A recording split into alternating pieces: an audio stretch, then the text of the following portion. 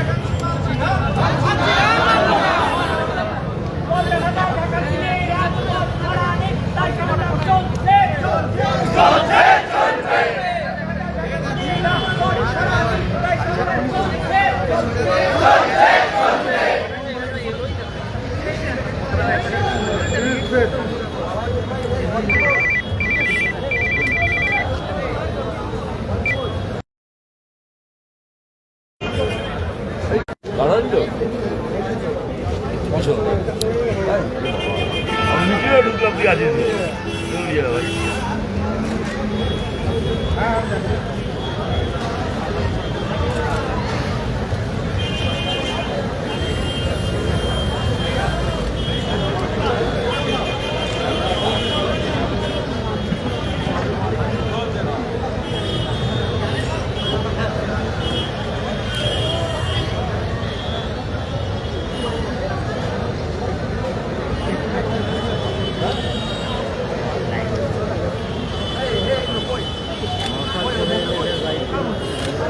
কোনো কাজে লাগলো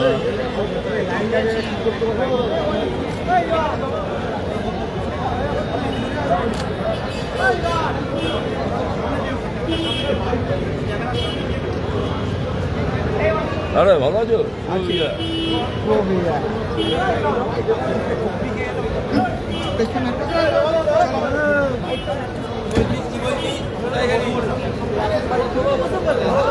এখনই বাইক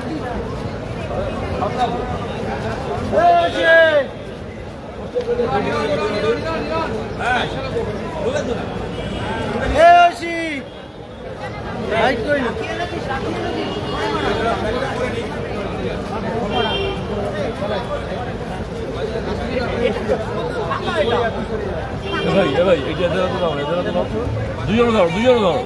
দুজনে ধরো তোলো তুলো দুজনে বাচ্চাদের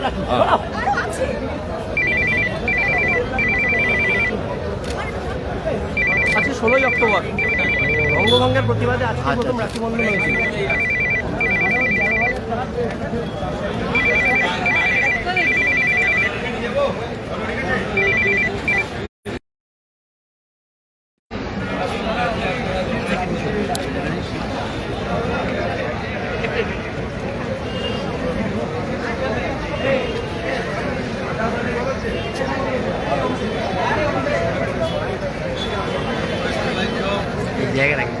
কি বলবেন 2022 এর যে রেজাল্ট আপনারাই এটা না আমার জানার কথা তাই কি আরেকটি বা রেজাল্ট আউট হচ্ছে আমার থেকে শূন্যপদ লক্ষাধিক করে রয়েছে প্রাথমিক শিক্ষাক্ষেত্রে লক্ষাধিক শূন্যপদ করে শিক্ষামন্ত্রী 13,421 শূন্যপদ খাইয়ে দেওয়ার চেষ্টা করছে।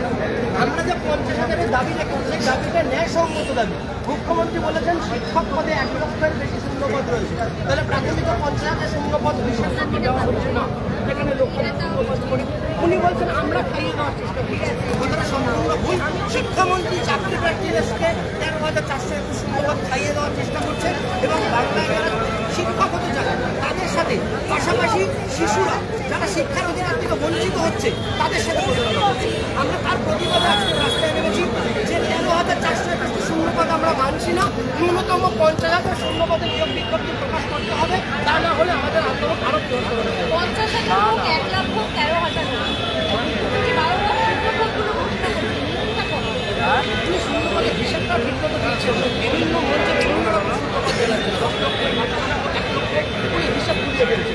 নিয়োগ বিজ্ঞপ্তি প্রকাশ করেছেন সেটাও সম্পূর্ণ নিয়োগ বিজ্ঞপ্তি নয়, যেখানে কোনো নিয়োগের তারিখ ফর্ম ফিল আপের তারিখ কিচ্ছু উল্লেখ নেই। আমরা চাইব পূর্ণাঙ্গ